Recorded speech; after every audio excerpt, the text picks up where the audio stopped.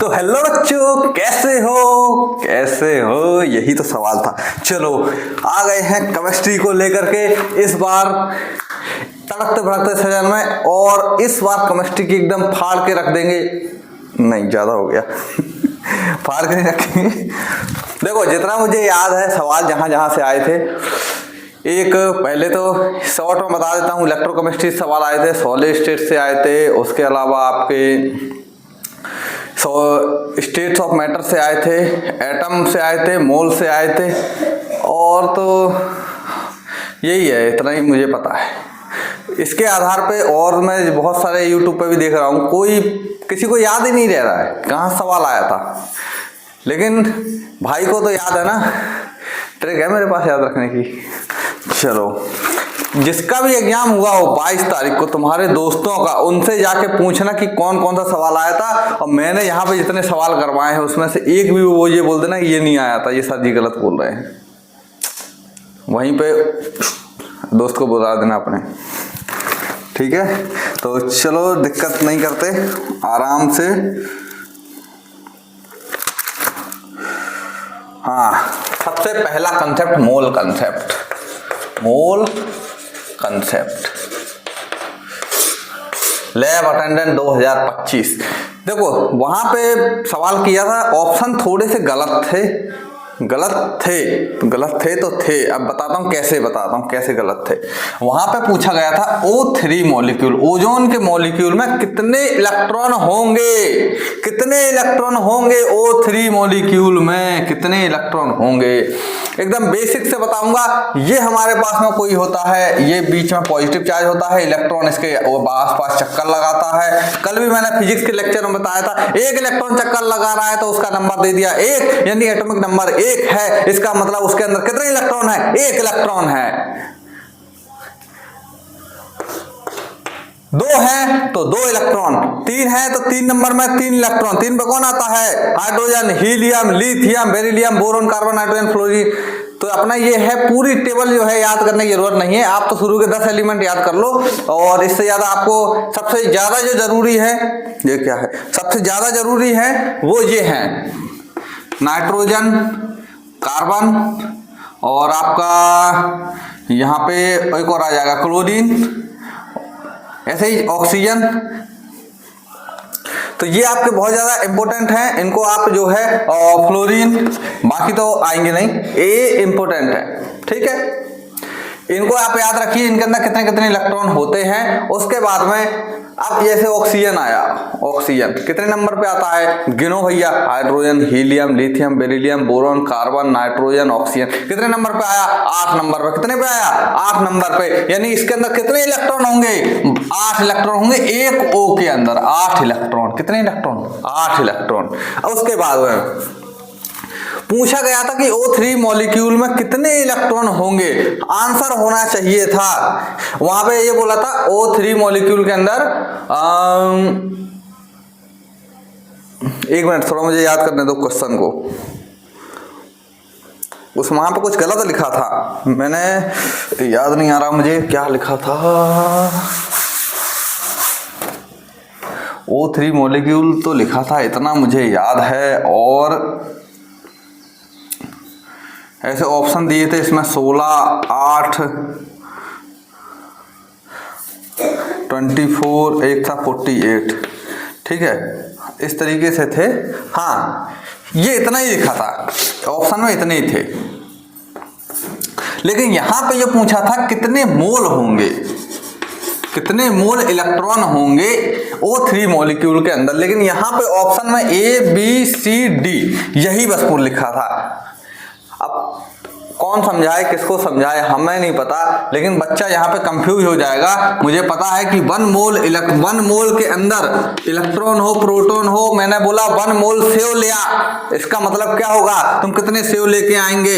G6.022 × 10 की power 23, इतना होता है 1 मोल। अब उन्होंने बोला कि 1 मोल ओजोन के अंदर, यानी हमको पता है एक मॉलिक्यूल के अंदर होते हैं O में 8, फिर दूसरे O में 8, तीसरे O में फिर 8, 8 एकम 8, 8 दूनी 16, 8 त्रिक 24, 3 अट्ठे 24, 24 इलेक्ट्रॉन हो जाएंगे एक मॉलिक्यूल के अंदर। एक मोल मॉलिक्यूल के अंदर कितने हो जाएंगे? तो इसको हम बोलते हैं, ये पूरी संख्या को एवोगैड्रो नंबर, और इसको हम शॉर्ट फॉर्म में लिखते हैं Na। ठीक है, तो यहां पर आंसर हो जाएगा हमारा 24 Na। Where is the Na? ऐसे नहीं, एवोगैड्रो नंबर नहीं, सोडियम समझ लोगे तुम। ठीक है, तो वेयर इज द Na? यहाँ पे Na होना चाहिए था, जरूरी है। तुम ये बोलोगे कि दिया तो है 24 तक काम ना चलेगा भैया। सवाल को, ऐसे सवाल किसमें आ जाते हैं? कंट्रोवर्सी में आ जाते हैं फिर। चलो अब चलते हैं आगे की ओर में, और आपको एक दो चीजें और सिखा दूं मैं जल्दी से 2 मिनट के अंदर। केमिस्ट्री का सेशन है। अब ये आपको समझ गए होंगे कि सवाल कैसे आया था। और मोल इक्वल टू होता है, मोल निकालने का फार्मूला, मोल इक्वल टू होता है मास, कितना वजन दिया है उसका कितना दिया है, 10 किलो 50 किलो 20 किलो, ग्राम में दिया हो तो ग्राम में। ठीक है, मोल अपॉन मोलिकुलर मास। अब जे बेटा मोलिकुलर मास तो आपको याद करके जाना पड़ेगा, किस्मत अच्छी हुई तो दे के रखेगा। वैसे तो जो सरकार की गाइडलाइन है सेंट्रल गवर्नमेंट की, वहां बोला है कि जितने भी कांस्टेंट हैं, जितने भी मोलिकुलर मासेस हैं, आपको देने पड़ेंगे, लिखने पड़ेंगे। एमपी की नहीं पता मुझे, एमपी की वो जाने और तुम जानो। ठीक है, मैं तो यही कहूंगा याद करके चले जाओ। ये अपना फार्मूला हो गया मोल निकालने का, समझ गए? Number of mole. अब कोई भी पूछे तुमसे नंबर एक, इसमें इतने इलेक्ट्रॉन हैं, तो बस कुछ मत करना, मोल कितने होंगे। इलेक्ट्रॉन पूछेगा तो डायरेक्ट जोड़ घटा के बता देना, और अगर जो आपसे पूछेगा कि मोल बताओ तो वहां पे इस चीज का इंटू कर देना। या फिर अगर ये ना भी दे रखे यानी, तो ध्यान में थोड़ा अपने मन से लगा लेना कि हाँ हो सकता है कि इस तरीके से ये भूल गया, और लिखने के लिए हमको किस तरीके से सवाल को करना है। बस इसी तरीके से आएंगे, और 2-4 सवाल आपको करवा देता हूं मैं। जैसे कि मान लीजिए नाइट्रोजन ले लीजिए, N2 ले लिए, N2 के अंदर में कितने इलेक्ट्रॉन होंगे बताओ? 7 दूनी 14 इलेक्ट्रॉन होंगे भैया। तो इस तरीके से सवाल आपको मिल जाएंगे। अब बोलेगा मान लो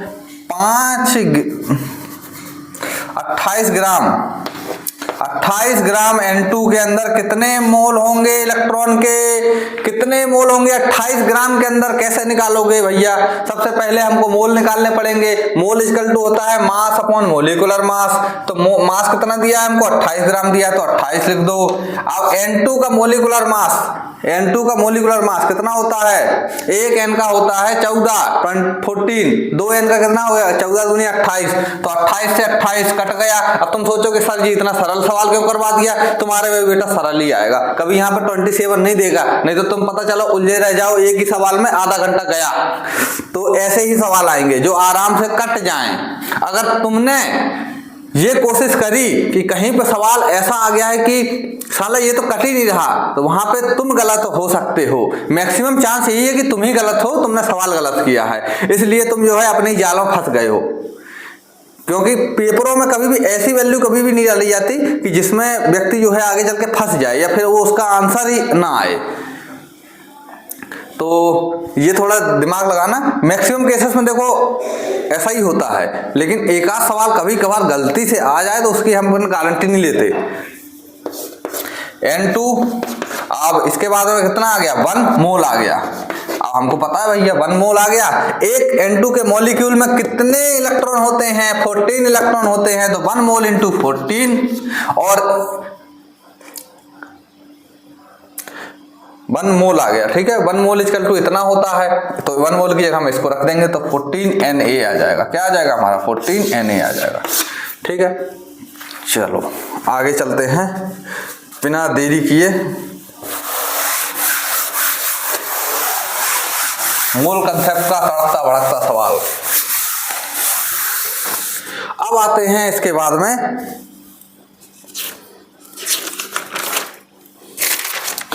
एक और क्वेश्चन आया था, BF3 का स्ट्रक्चर पूछा गया था। BF3 था कोई, या और भी हो सकता है, लेकिन 3 था। एक सिंगल था, एक दूसरे नंबर का 3 थे उसमें। टी शेप, बेंट शेप ऐसे आया था, लेकिन शेप वाले यहाँ पे मैं नहीं करवा सकता क्योंकि बहुत लंबा चैप्टर है। केमिकल बॉन्डिंग जो है बहुत बड़ा चैप्टर है। मैं एक चीज बता देता हूँ, अगर जो वो लोग क्वेश्चन देंगे तो डाइपोल मूवमेंट से आप कहेंगे आप लोग सर केमिस्ट्री फिजिक्स में डाइपोल मूवमेंट था, मैग्नेटिक मूवमेंट था, यहाँ भी साला डाइपोल मूवमेंट आ गया। बेटा ये अब बायो में भी है, अभी मैंने पढ़ाया नहीं है तुमको, ठीक है। ये डाइपोल मूवमेंट जो है तुम्हारी जिंदगी से जाएगा नहीं इतनी जल्दी। तो डाइपोल मूवमेंट है, तो यहाँ पे क्या होता है, मान लो ये कोई हमारे पास में कोई बीच में वस्तु है, क्या हुआ इसको हमने इधर से खींचा तो इधर चली जाएगी, बराबर मात्रा में हमने इधर से भी खिंचवा दिया अपने दोस्त से, अब ये कहाँ जाएगी, यहीं अटकी रहेगी। मतलब इसके ऊपर जितना नेट फोर्स लग रहा है कितना लग रहा है, 0 लग रहा है। अब मान लो इधर से भी खिंचवा दी, इधर से भी खिंचवा दी, या फिर ऐसा समझ लो इधर से खींच रहे हैं तो यहाँ पे 0 है, लेकिन ये अकेला खींचेगा तो इधर चली जाएगी वो, तो डाइपोल मोमेंट क्या होगा, 0 नहीं होगा। फिर मान लो इधर से भी खिंचवा दी तब भी 0 हो गया। तो इसी तरीके से कुछ मॉलिक्यूल के अंदर भी होता है, वो एक दूसरे के प्रति खिंचाव महसूस करते हैं, तो वहां पे यही देखा जाता है, इसी को बोलते हैं डाइपोल मूवमेंट। और आपको तो बस ये याद कर लो कि किस किस का डाइपोल मूवमेंट 0 होता है, तो लिख लो चलो। एक H2 का होता है 0, H2 का डाइपोल मूवमेंट होता है डाइपोल मूवमेंट 0। उसके बाद में CO2, उसके बाद BF3, उसके बाद CCl4, इन सब का होता है बेटा 0। NCERT की लाइन से लिखा हूं, कोई टेंशन नहीं है, तुम तो बस ये याद कर लो कि इनका 0 होता है, क्योंकि यही एक क्वेश्चन देख रहे थे स्ट्रक्चर के अलावा जो कि पूछे जा सकते हैं। लिख लिए हो तो बहुत बढ़िया। अभी हम इसको मिटा देते हैं, आगे की ओर चलते हैं। और हम आ जाते हैं किस पर, अपने नए चैप्टर स्टेट्स ऑफ मैटर में। वहां पे एक इक्वेशन है ideal gas equation, PV = NR और T। बेटा R की वैल्यू तुमको याद नहीं करना, N = मोल होता है, और लेकिन इनसे क्वेश्चन नहीं आएगा। ये T को रखना है हमको किसमें, केल्विन में। किसमें, केल्विन में। अब हमारे पास में दिया है मान लो 27 डिग्री सेल्सियस, इसको केल्विन में कैसे बदलेंगे, कुछ मत करो, 273 उठा के जोड़ दो। कितना जोड़ दो, 273 और 27 7 10, और यानी कि 300 केल्विन। कितना हो गया, 300 केल्विन, ठीक है। वहीं हमको बोलेगा किसी क्वेश्चन में भैया रूम टेम्परेचर कितना लगाओगे, 25 डिग्री सेल्सियस।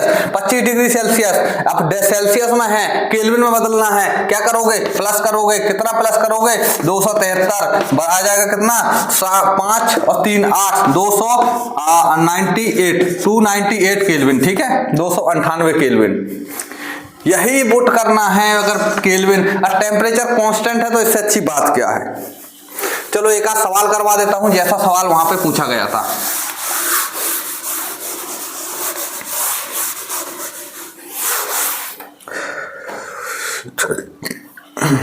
चलो, एक आपके पास में क्या है, जग है, जग नहीं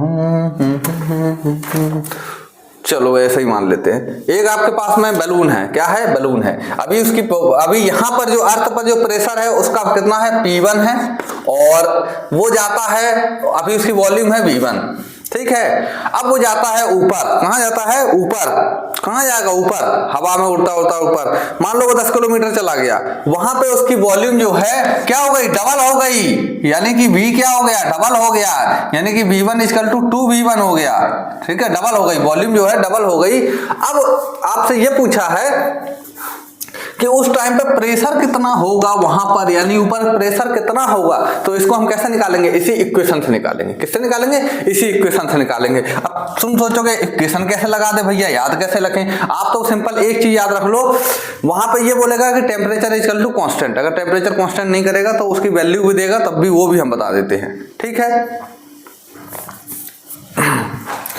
हमारे पास में इक्वेशन है PV = NRT। अब हमको ये दोनों तो वैसे ही कांस्टेंट है, हमको बोला टेम्परेचर एट टेम्परेचर कांस्टेंट, तो हम तीनों को हटा दो, भूल जाओ कौन थे भैया। तो ये रखो P1 = P2V2 सेम, ठीक है।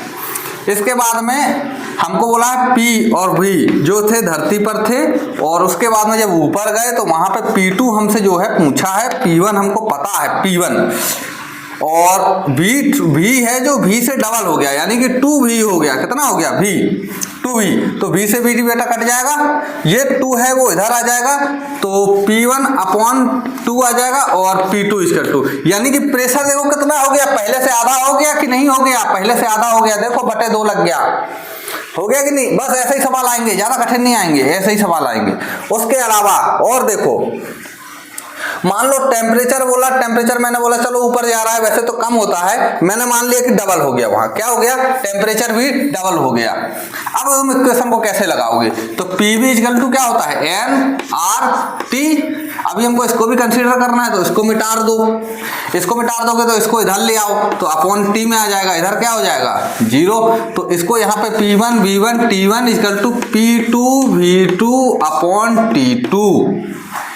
पहले T था, ऊपर जाके 2T हो गया, तो T से T चला गया, 2 इधर आ जाएगा, ठीक है। इसके बाद में V क्या हो गया था, ऊपर जाके डबल हो गया था, तो 2V हो जाएगा, और ये से ये चला जाएगा, और 2 से 2 चला जाएगा, यानी प्रेशर रिमेन्स कांस्टेंट, यानी प्रेशर वही रहेगा, ठीक है। इस तरीके से जो है क्वेश्चन जो है पूछे जाएंगे आपसे, और फिर आपको टेंशन लेने की जरूरत नहीं है, आराम से जाके क्वेश्चन करना। यही सवाल आए थे, 3-4 सवाल आए थे। उसके बाद में लसाग्नी टेस्ट से क्वेश्चन आए थे कि आपको कोई भी चीज है अगर कंपाउंड बना रही है, कैसा, ब्लू कलर का, पर्सियन ब्लू, तो किसका संकेत देगा, कौन है उसमें टेस्ट में, नाइट्रोजन प्रेजेंट होगा तो पर्सियन ब्लू बनेगा। लिखते चलो लिखते चलो, सोडियम फ्यूजन और नाइट्रोपिरुसाइड में वियोलेट कलर मिलेगा, कौन सा मिलेगा, वियोलेट कलर मिलेगा। उसके बाद में अगर नाइट्रोजन और सल्फर दोनों प्रेजेंट होंगे उसमें किसी भी कंपाउंड में, उसका हम टेस्ट करेंगे तो वहां पे हमको ब्लड रेड कलर मिलेगा, कौन सा कलर मिलेगा, ब्लड रेड कलर। नाइट्रोपिरुसाइड का क्वेश्चन आया था जिसमें वियोलेट कलर था। टेस्ट से बस यही है। अब आते हैं हम इलेक्ट्रोकेमिस्ट्री पर। इलेक्ट्रोकेमिस्ट्री से बढ़िया तगड़े क्वेश्चन बन के आए थे। तो इलेक्ट्रोकेमिस्ट्री में सबसे पहले तो याद रखो भैया कि यहाँ पे सेल एल के बारे में बात करते हैं, तो नस्ट इक्वेशन से सवाल आया था। नस्ट इक्वेशन किससे आया था, नस्ट इक्वेशन से।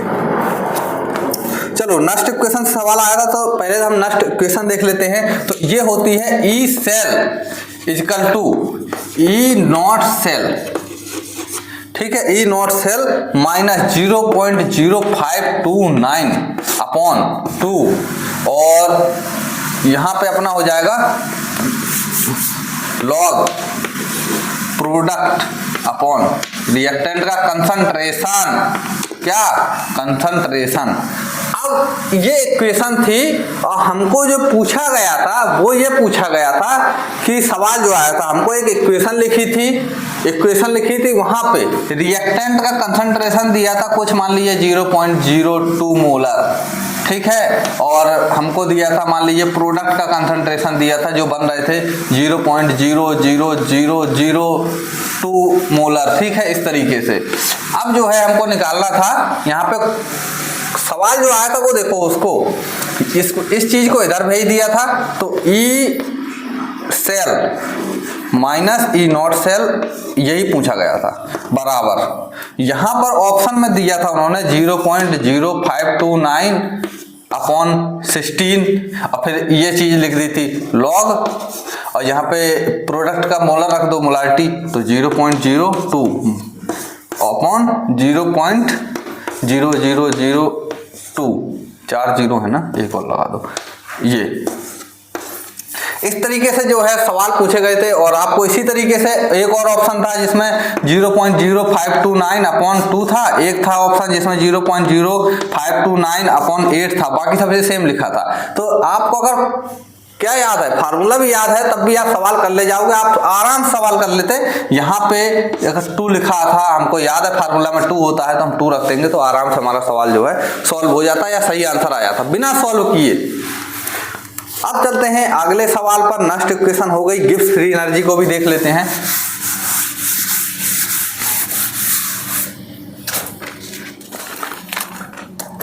गिब्स फ्री एनर्जी होती है वो होती है गिब्स फ्री एनर्जी डेल जी। ठीक है, डेल जी जो होता है वो होता है -NF E0 सेल। ठीक है, ये इसकी वैल्यू होगी वोल्टेज में 1.1 volt, 2.2 volt, 2.5 volt, 6 volt, 10 volt कुछ भी होगी वो दिया होगा। F जो है फराडे कांस्टेंट है, इसकी वैल्यू होती है 96,500। वैसे तो 96,498 होती है, लेकिन हम क्वेश्चन सॉल्व करने के लिए 96,500 ले लेते हैं। ये है नंबर ऑफ मोल। ठीक है, नंबर ऑफ इलेक्ट्रॉन ट्रांसफर, और बस बन जाएगा आपसे आंसर। बस इसकी वैल्यू दिया, ध्यान रखना। जैसे मान लो Mg2+ है, Mg2+ है, ये Mg बन रहा है, कितने इलेक्ट्रॉन ट्रांसफर हो रहा है 2, तो इसकी वैल्यू 2 रख देना। Al3+ है, Al3+, तो यहाँ पर कितने इलेक्ट्रॉन ट्रांसफर हो रहा है 2, 3, तो यहाँ पे 3 रख देना। उसके अलावा भी जो भी जैसे लिथियम है, सोडियम है, मैग्नीशियम है, कुछ भी हो, आप तो इलेक्ट्रॉन देख लेना कितने इलेक्ट्रॉन ट्रांसफर हो रहे हैं, बस वही वैल्यू पुट कर देना, अपना आंसर आ जाएगा। देखो एनर्जी है तो एनर्जी की वो क्या होती है, यूनिट जूल होती है, तो जूल में हमारा आंसर आ जाएगा। उसके अलावा एक और सवाल आता है, इसमें से देखिए 6-7 सवाल आए थे, वो भी एकदम अलग अलग तरीके से बेहतरीन सवाल, और आए थे फराडे लॉ के ऊपर। किस पर? Faraday law. फराडे ने जो नियम दिए थे ना, 2 नियम है उसके इलेक्ट्रोलाइसिस में, उस पर जो क्वेश्चन आए थे 2, उसमें ये पूछा गया था कि जैसे ये हमारे पास में एक सॉल्यूशन है, क्या है ये? सॉल्यूशन है। सॉल्यूशन के अंदर यहाँ पे ये मान लीजिए भरा हुआ है, इसमें Ag+ आयन जो है घूम रहा है। अभी हम इसको 1 इलेक्ट्रॉन दे देंगे तो ये किस में बदल जाएगा? सॉलिड में बदल जाएगा, यानी कि Ag में बदल जाएगा। अब इसके बाद में क्या होगा, ये हमारा इसी तरीके से कितने इलेक्ट्रिसिटी लगेगी कि हमको 1 मोल मिल जाए। कितना मिल जाए? 1 मोल। तो फराडे ने कहा था, सिंपल सी एक बात याद रख लेना कि जितने इलेक्ट्रॉन ट्रांसफर होंगे, यहां पे मान लीजिए Ag+ है, इसको 1 इलेक्ट्रॉन दे दिया, +1 इलेक्ट्रॉन, ये बन गया Ag में, तो यहाँ पे 1 इलेक्ट्रॉन हमारा ट्रांसफर हो रहा है बार बार, यानी कि 1 मोल, यानी कि 1 फराडे कितना होता है अभी बताया? 96,500। इतने कूलाम हम इसको एनर्जी देंगे, यानी कि इतने इलेक्ट्रॉन, इतने हम इसको 1 मोल के बराबर बोलते हैं। कितना बोलते हैं? 1 मोल के बराबर, 1 मोल।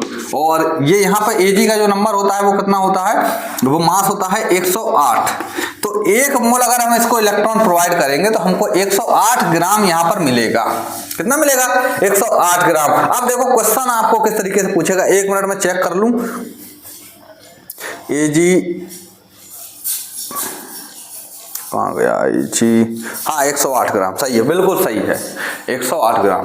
क्या है कि कभी मुझे लगता है कि कभी किसी को गलत इन्फॉर्मेशन ना जाहिर कर दूं, कभी कभार क्या है थोड़ा डाउट आ जाता है, उससे आपका हमारा दोनों का ही नुकसान है। अब चलो आगे चलते हैं, सवाल पूछता हूं मैं आपसे।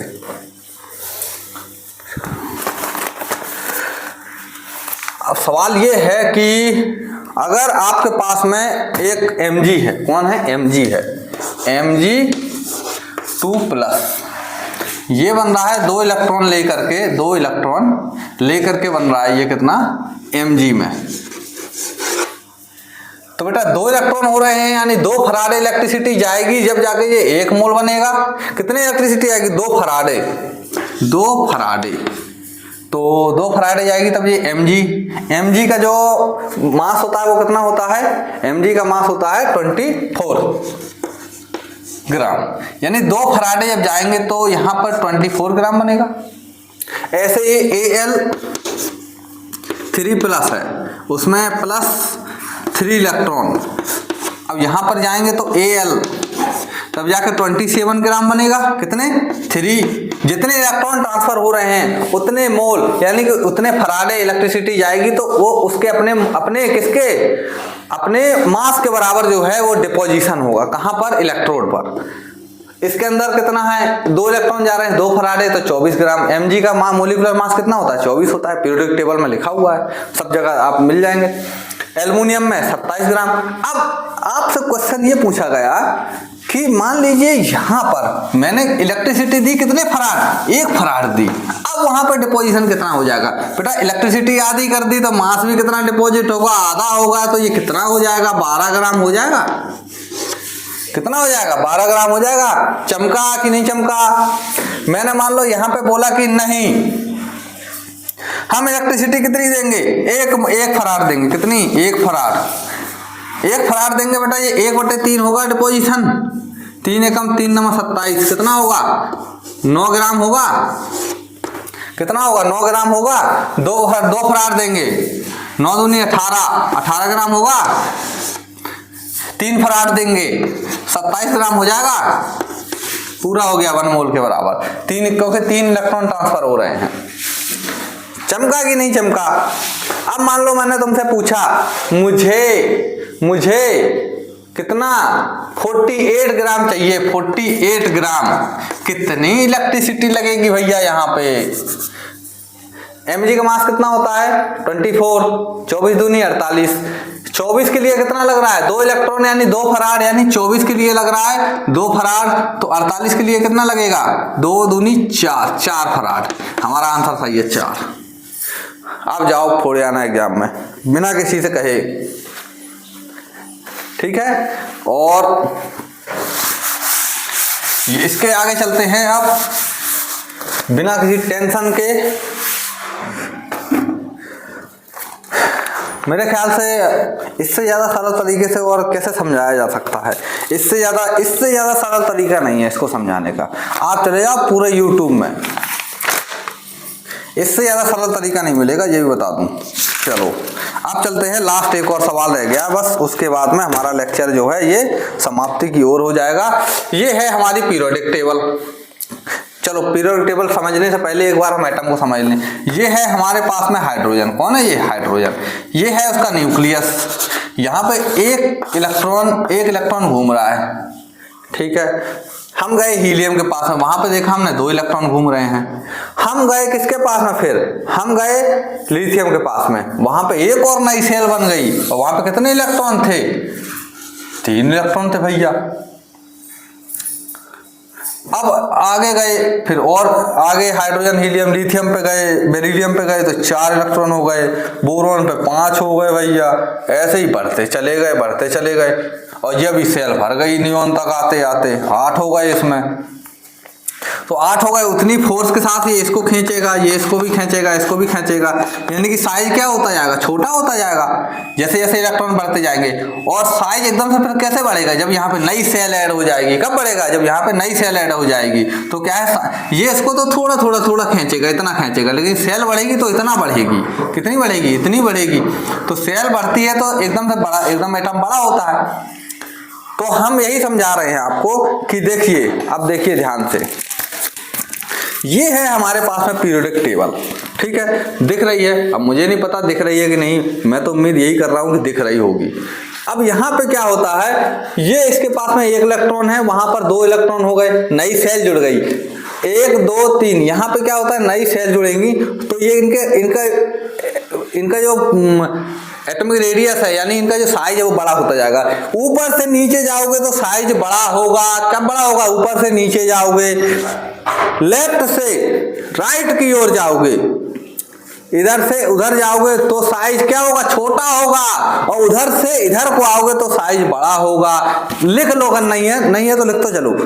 इधर से इधर को आओगे तो साइज बड़ा होगा, ऊपर से नीचे जाओगे तो साइज बड़ा होगा। इसको भूल जाओ, यहां तो क्वेश्चन नहीं आने वाला। आना भी था तो मैंने कल बता दिया है।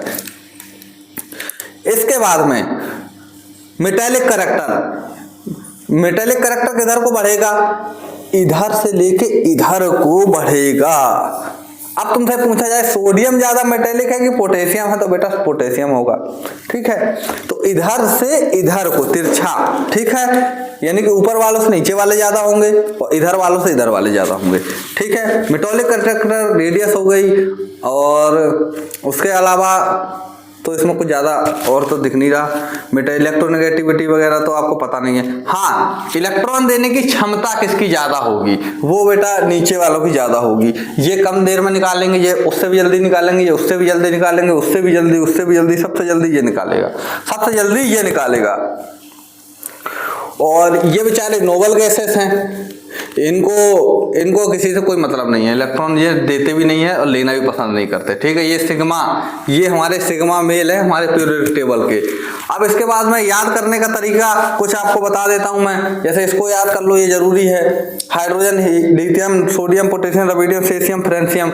हलीना की रब से फरियाद, बेटा मांगे कार स्कूटर बाप राजी। उसके बाद में यहाँ पे आ जाओ, बैगन, आलू, गाजर इन ठेला, काशी गए संत पंडित, नाना पाटेकर, सब बिंदास, उससे टीपो। ऐसे जो है याद कर लो इनको। बाकी तो अगर डायरेक्ट याद है तो इससे अच्छी बात क्या है। फिर उसके बाद में ये पीरियोडिक टेबल से बस इतना ही सवाल आएगा, और इनके एटॉमिक मास थोड़े से याद कर लेना, 10-12 तक, ज्यादा नहीं। अगर किस्मत अच्छी होगी तो 2-4 सवाल फंस जाएंगे, और नहीं होगी तो भैया फिर भगवान भरोसे। तो हम भी अपनी जगह, तुम भी अपनी जगह, अगली बार ट्राई करेंगे।